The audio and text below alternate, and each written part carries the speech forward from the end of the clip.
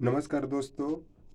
आज मैं जो भारत को कैसे मजबूत किया जाए, भारत को मजबूत करने के लिए सह-अस्तित्व भी जरूरी है। सह-अस्तित्व का मतलब होता है भाईचारा, अपनापन, संजोग, जिसको जोड़ना भी कहते हैं, सांप्रदायिक सौहार्द स्थापित करना।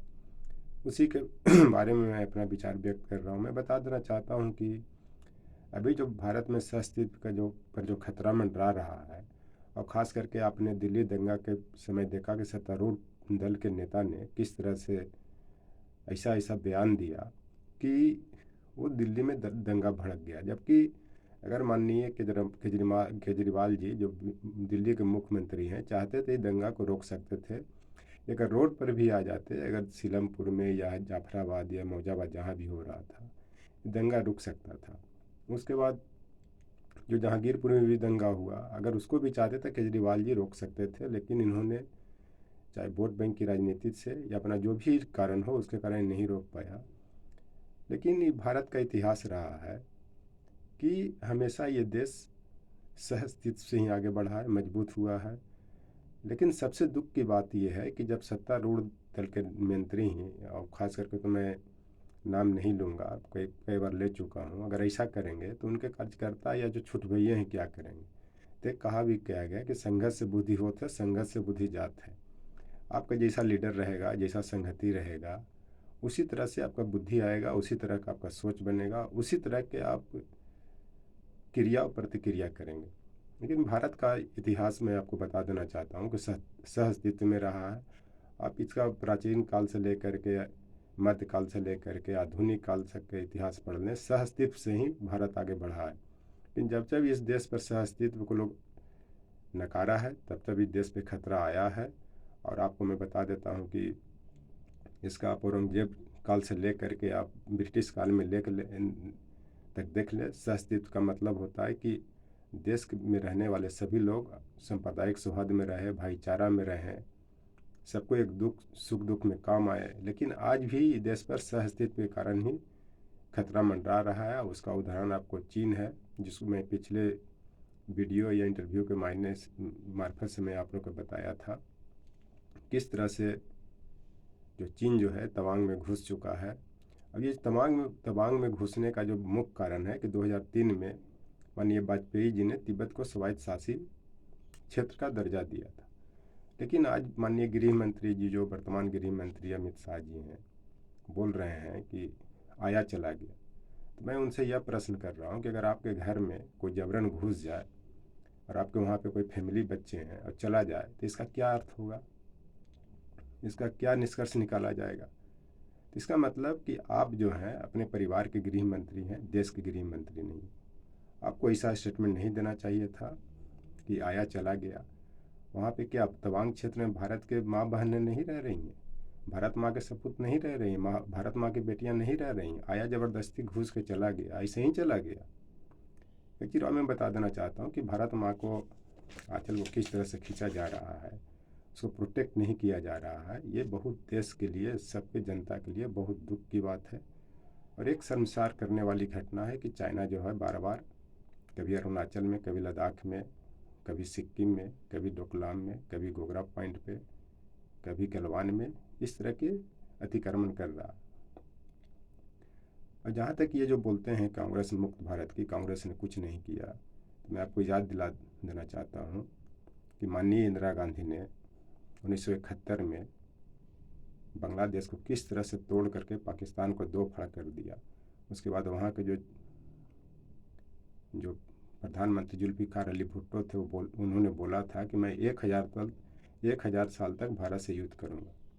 लेकिन इंदिरा गांधी ने इसका जवाब दिया था कि मैं 1000 नहीं, मैं सहअस्तित्व के साथ और शांतिपूर्वक तरीके से लड़ूंगा।